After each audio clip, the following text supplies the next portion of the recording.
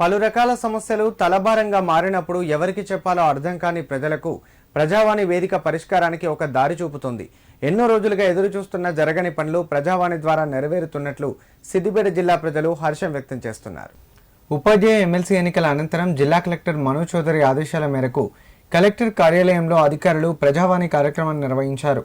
జిల్లా నలుమూలల నుండి ప్రజలు అర్జీలతో కలెక్టర్ కార్యాలయానికి చేరుకున్నారు. అర్జీలు స్వీకరించి సమస్యలను వెంటనే పరిష్కారమయ్యేలా చర్యలు తీసుకోవాలంటూ ఆయా శాఖల అధికారులను జిల్లా కలెక్టర్ మనోజ్ చౌదరి సూచించారు. ప్రజావాణి కార్యక్రమంలో దరఖాస్తులు చేసుకున్న అధికారులకు సమస్య త్వరగా పరిష్కారమయ్యేలా చూడాలని తెలిపారు.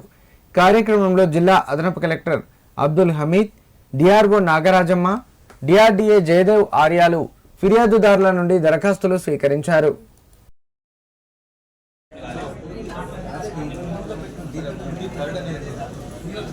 ఉంది